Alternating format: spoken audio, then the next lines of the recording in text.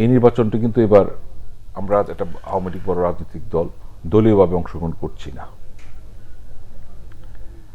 তারপর আমরা লক্ষ্য করে দেখেছি যে এক একটা আসনে 6 থেকে 7 জন প্রার্থী আছে। প্রথমত এটা স্থানীয় সরকারের একটি নির্বাচন, যদি বিএনপির ভাষায় বলি আর কি, বা বিরোধী দল রাজনীতি বলি যে এটা ক্ষমতা পরিবর্তনের নির্বাচন না। এই নির্বাচনে কে কত বেশি পাবে, পেলে ক্ষমতার বিষয়টা তা না। কিন্তু আমরা লক্ষ্য করেছি এবারের নির্বাচনে বিতর্ক করার চেষ্টা করেছেন। দেখুন, যখন 2015 সালে এই আইনটি করা হয় যে স্থানীয় সরকারের নির্বাচনগুলিও দলীয়ভাবে হবে, তখন কিন্তু অনেকেই অনেক কথা বলেছিলেন। এবার আমরা আইনটা পরিবর্তন করি না এখন, বা বাতিল হয় নাই, বাট এখন কিন্তু সকল দল সকলের অংশগ্রহণ করার সুযোগ আছে, এবং আমরা কিন্তু সেটাই দেখলাম। নাম্বার অফ ক্যান্ডিডেট এই নির্বাচন কিন্তু বেড়েছে।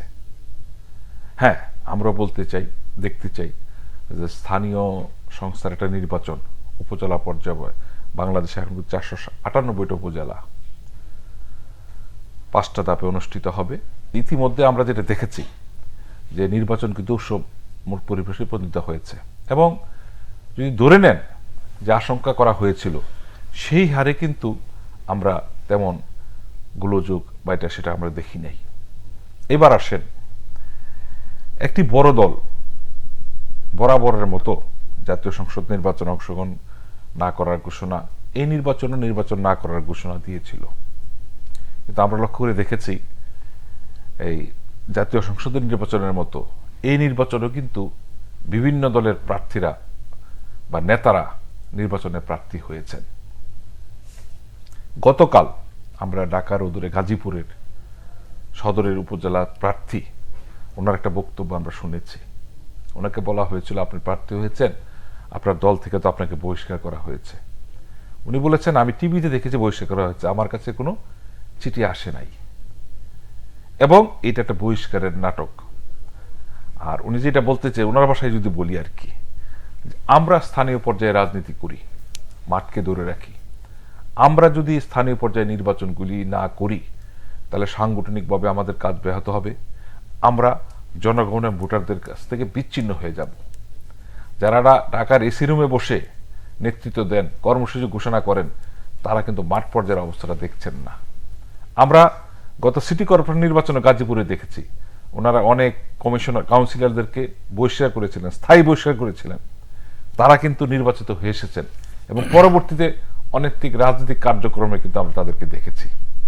তার মানে পরবর্তীতে তাদের বহিষ্কার করা হয়েছে।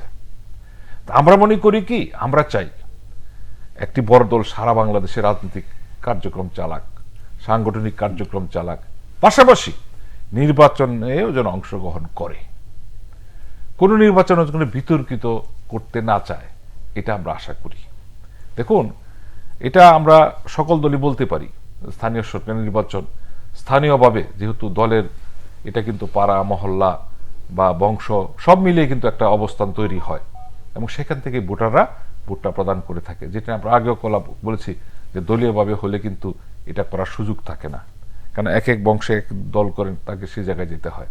তো সেই ক্ষেত্রে আমরা মনে করেছি আমাদের দলীয় সিদ্ধান্ত, এটা আইনগত কোনো বিষয় না, মানে উপজেলা নির্বাচনের আইন সেটার ব্যত্যয় না করেও আমরা কিন্তু দলীয়ভাবে সিদ্ধান্ত নিয়েছি, এবং আমরা মনে করি নির্বাচনটি অংশগ্রহণমূলক হবে, প্রতিদ্বন্দ্বিতামূলক হবে, এবং যেসব দল অংশগ্রহণ করেছে তাদের অবস্থান যদি স্থানীয় ভালো থাকেন, তারাও অনেকে বিজয়ী হয়ে আসবেন। এটাকে আমরা যেন বিতর্কিত না করি, সমালোচনার ঊর্ধ্বে যেন রাখি, এবং স্থানীয় যে নেতা ভোটারদের রায় যেন আমরা মেনে নিই।